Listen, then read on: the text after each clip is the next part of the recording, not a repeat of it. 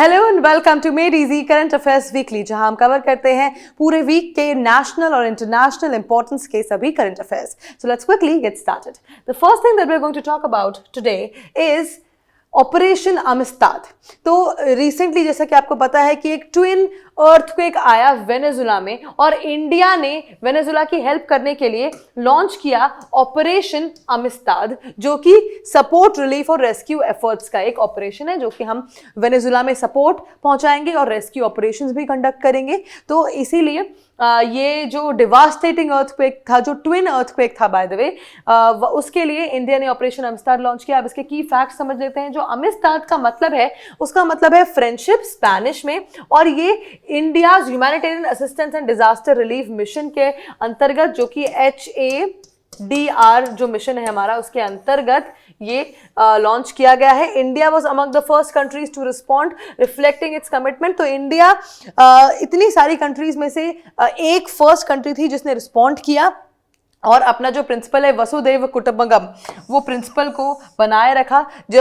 वसुधैव कुटुंबकम का मतलब है the world is one family, और it also marks India's longest range humanitarian relief mission. तो ये इंडिया का एक ऐसा मिशन है जो one of the longest range mission है. ठीक है, इंडिया ने ऐसे मिशन किए हैं, लेकिन उसमें से ये ऑलमोस्ट एक बहुत ज्यादा लॉन्ग रेंज मिशन है. और साथ ही it is part of the operation the Indian air force deployed 2 C-17 Globemaster aircraft. तो ये डिफेंस के पर्सपेक्टिव से भी थोड़ा इंपॉर्टेंट हो जाता है, क्योंकि C-17 Globemaster aircraft carrying a 41 member rescue team, जो कि 41 मेंबर रेस्क्यू टीम जिसमें थी, उसको इंडियन एयरफोर्स ने डिप्लॉय किया है. और an Indian army field hospital over 35 tons of relief supplies and medical equipments including 2 Bhishma cube portable hospitals. तो 2 भीष्म क्यूब पोर्टेबल हॉस्पिटल्स, साथ ही 35 टन्स ऑफ रिलीफ सप्लाईज भी इंडिया ने वेनेजुला को भेजे हैं. और ये साथ में इंडिया की जो डिप्लोमेसी है, ग्लोबल डिप्लोमेसी, उसको भी स्ट्रेंथन करता है और दिखाता है कि कैसे इंडिया एक बहुत अच्छी सॉफ्ट पावर बन सकती है. तो इसीलिए this was the first topic. Now let's move on to the second topic, that is bas battalion. तो इंडियन आर्मी ने is set to establish specialised drone units called bas battalion. जो Indian army है वो set करने वाली है specialised drone units को, जिसका नाम है बास बटालियन. चलिए इनके की फैक्ट्स के बारे में कुछ चीजें समझ लेते हैं. The battalions will build on आर्मीज existing remotely piloted aircraft RPA. तो जो बटालियन है वो ऑलरेडी एग्जिस्टिंग आर्मी की जो रिमोटली पायलटेड एयरक्राफ्ट है उसका पार्ट बनेगा. और flights that will provide a dedicated organisational framework for drone operations across different theatres. तो जो भी ड्रोन ऑपरेशंस होंगे अलग अलग चीजों में, उसका भी बास बटालियन एक बहुत इंपॉर्टेंट और क्रूशियल पार्ट बनेगा. साथ ही specialised units will comprise train personnel managing drone systems, strengthening intelligence, surveillance and reconnaissance capabilities while improving target acquisition and real time battlefield awareness. मतलब इसमें बहुत ज्यादा स्पेशलाइज्ड लोग भी होंगे जो कि इस पूरे ड्रोन्स की जो बास बटालियन है, इस पूरे उसकी स्पेशलाइज्ड ट्रेनिंग पर्सनल्स होंगे जो मैनेज करेंगे इस पूरे ड्रोन सिस्टम को, स्ट्रेंथन करेंगे इंटेलिजेंस एफर्ट्स को, सर्विलियंस को, रिकॉग्नाइज कैपेबिलिटीज को, और इंप्रूव करेंगे जो टारगेट एक्विजिशन है, मतलब कहां पे हमें टारगेट करना है, और रियल टाइम मॉनिटरिंग भी साथ में ये लोग करेंगे. तो ये स्पेशलाइज्ड यूनिट्स होंगी.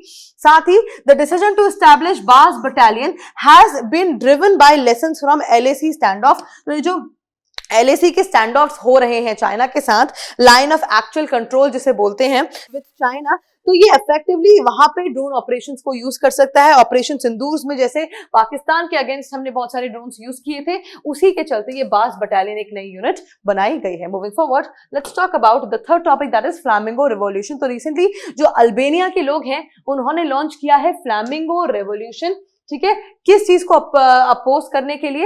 एक 1.6 बिलियन डॉलर्स का लग्जरी रिजॉर्ट का एक प्रोजेक्ट है, उसको अपोज करने के लिए. अब ये हमारे इंडिया में हम क्यों इसको पढ़ रहे हैं? देखिए, एक सिमिलर प्रोजेक्ट इंडिया में भी हो रहा है, वो है great Nicobar project. I think आपने इसके बारे में सुना होगा थोड़ा बहुत.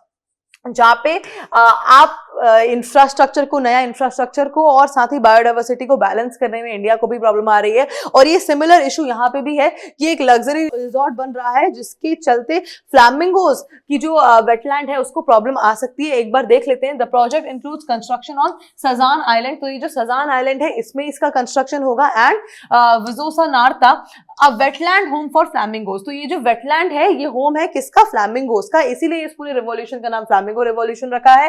Seals and nesting sites for sea turtles. Sea turtles की भी नेस्लिंग साइट है और सील्स की भी। Creating concern over the government's negligence towards environmental degradation. तो ये दिखाता है कि कैसे गवर्नमेंट का एनवायरमेंटल डिग्रेडेशन की तरफ नेग्लिजेंस बना आ रहा है। सिमिलरली ऐसा ग्रेट निकोबार प्रोजेक्ट में भी हो रहा है, लेकिन अनफॉर्चुनेटली इंडियंस को मतलब हम लोगों को इतने ज्यादा अवेयर नहीं है ऐसी चीजों को लेकर के, इसीलिए यहाँ पे ऐसे कोई रिवॉल्यूशन नहीं देखा गया है। साथ ही इन 2024 the Albanian government brought in a new law that stripped away Albania's ecosystem protection, allowing construction on land considered protected under EU's Natura 2000. Protesters claim no consultation was held before approving the project. तो 2024 में Albanian government ने एक नया ऐसा एक reform लाए जिसमें Albania के इकोसिस्टम में जो भी प्रोटेक्शन थी वहां पे अलाउ कर दिया लैंड कंस्ट्रक्शन। तो ये भी एक फॉल्ट है गवर्नमेंट का। साथ ही जो फ्लैमिंगो रिवॉल्यूशन है ये शुरू हुआ था environmental concerns के चलते, but now it has turned into anti-corruption rallies also asking for resignation of Albania's Prime Minister Edi Rama. तो अब धीरे धीरे जो ऐसा होता है एक रिवॉल्यूशन ना जब बढ़ता है तो अलग अलग पॉइंट्स लोग लेकर के आते हैं और सिमिलरली अभी एक एंटी करप्शन रैली भी बन गया है फ्लैमिंगो प्रोटेस्ट के साथ। The protest are gaining international attention. Recently the European parliament passed Albania to stop the construction in protected areas. तो यूरोपियन गवर्नमेंट ने भी अल्बेनिया को बोला है कि ऐसा कंस्ट्रक्शन आप रोकिए जहां पे एनवायरमेंटल डिग्रेडेशन हो रहा है। Moving forward, let's talk about the fourth topic, that is Mr. Ravi Agrawal, chairman of the Central Board of Direct Taxes. तो Mr. Ravi Agrawal जो कि एक 1988 बैच के IRS ऑफिसर हैं, इंडियन रेवेन्यू सर्विसेज के ऑफिसर हैं, वो reappoint करे गए हैं as the chairman of central board of direct taxes CBDT। तो चलिए इसके की फैक्ट्स को समझ लेते हैं। The appointments committee of the cabinet approve the reappointment in the relaxation of the recruitment rules. The extension applies on terms applicable to employed central government officers. ठीक है, तो ये थोड़ा रिलैक्सेशन किया गया है यहाँ पे क्योंकि बिकॉज ही वॉज रीअपॉइंटेड, उनका थोड़ा एक्सटेंशन हुआ है वर्किंग ईयर्स का। साथ ही the union government approve the extension of the contract based on for 6 months from 1 July 2026 to 31 December 2026 और अंटिल फर्दर ऑर्डर्स। तो ये जो एक्सटेंशन है वो 6 महीने के लिए अप्रूव किया गया है यूनियन गवर्नमेंट के द्वारा, 1 जुलाई 2026 से लेकर के 31 दिसंबर 2026 तक या फिर फर्दर ऑर्डर्स तक। जब भी फर्दर ऑर्डर्स आएंगे गवर्नमेंट के तब तक ये एक्सटेंशन है।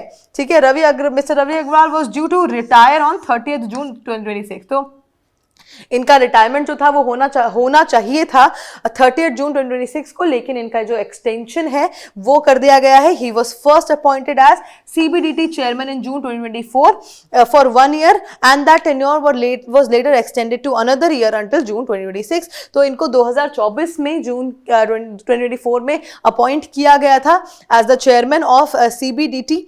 लेकिन उस समय भी 1 साल के लिए वो एक्सटेंड किया गया और 2026 तक किया गया। अब 6 महीने के लिए वो फिर से एक्सटेंड किया गया। That means he is reappointed as the chairman of central board of direct taxes. Moving forward, let's talk about the last topic, that is India-Japan Defense Co-Development Agreement। तो recently इंडिया और Japan ने sign किया है उनका पहला defence को development agreement on 2 July 2026 during the 16th India Japan annual summit in new Delhi. तो जो 16th एनुअल समिट हुई थी इंडिया जापान की जो हर साल होती है, उसमें रिसेंटली इंडिया और जापान ने साइन किया है अपना पहला डिफेंस को डेवलपमेंट अग्रीमेंट। ठीक है, अब इसके की हाइलाइट्स को समझ लेते हैं।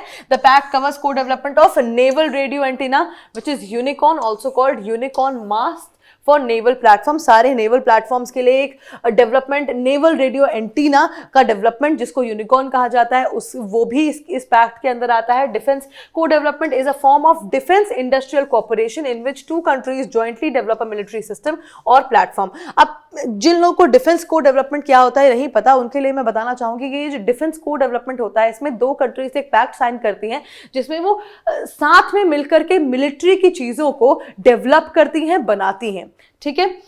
India and Japan have used this framework for technology collaboration in areas linked to maritime security, supply chain resilience and strategic autonomy.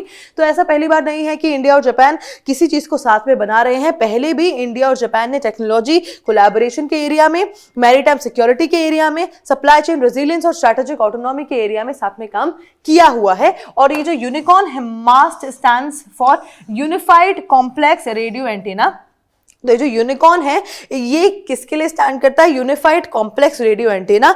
It is design to improve the stealth characteristics of naval platforms by integrating multiple antennas into a single structure. The system is used on warships for communication, radar and electronic systems. तो ये जो antenna है ये अलग अलग ships में लग जाएगा और एक सिंगल जगह पर मैसेज सेंड कर पाएगा। This is what is being said, ठीक है। और ये जो स्ट्रक्चर है ये यूज किया जाता है कम्युनिकेशन में, स्पेशली वॉरशिप्स में कम्युनिकेट करने के लिए, रिडार करने के लिए और इलेक्ट्रॉनिक सिस्टम्स बनाने के लिए और ट्रैक करने के लिए, ठीक है। तो these were 5 most important current affairs of the week and I've covered everything in detail and that is it for today. I will see you next week. Until then, bye bye, take care.